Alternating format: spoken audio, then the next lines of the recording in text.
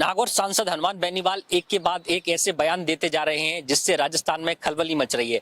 कल उन्होंने कहा था कि राजस्थान का जो इतिहास है उसमें कोई लड़ाकों का इतिहास नहीं रहा है, कुछ एक को छोड़ दिया जाए तो कोई लड़ाका नहीं रहा है। उन्होंने कहा कि सिर्फ महाराजा सूरजमल को छोड़ दें और दो एक लोगों को और छोड़ दें तो किसी ने इतनी लड़ाइयां नहीं लड़ी हैं। उन्होंने ये भी कहा कि जब जैसे ही उनको पता लगता था कि मुगलों की सेनाएं उनसे लड़ाई लड़ने के लिए आ रही हैं तो 70 किलोमीटर पहले ही चले जाते थे कि हम आ रहे हैं, और अपनी बेटी लेकर के चले जाते थे। वो कहते थे कि हम बेटी लेकर के आ रहे हैं, आप मत आइए। इस तरीके का इतिहास रहा है, तो उससे राजपूत समाज से जोड़ा जा रहा था।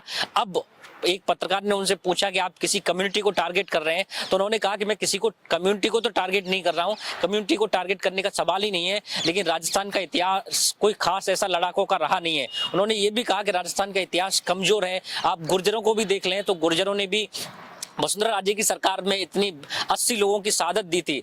वसुंधरा राजे की सरकार में 80 गुर्जरों को मरवा दिया गया, लेकिन उसके बावजूद भी उन्होंने बीजेपी को वोट दिया। उन्होंने कहा कि जो इतिहास है राजस्थान का वो ऐसा लड़ाकों का नहीं रहा है। उन्होंने ये भी कहा कि मैं देखता था कि जाट और राजपूत नेता किस तरीके से वसुंधरा राजे की चप्पल उठाया करते थे, सिर्फ उनको दिखाने के लिए कि मैडम की नजर पड़ जाए कि हम उनकी चप्पल उठा रहे हैं। तो हनुमान बेनीवाल के बयान एक के बाद एक तहलका मचाए हुए हैं।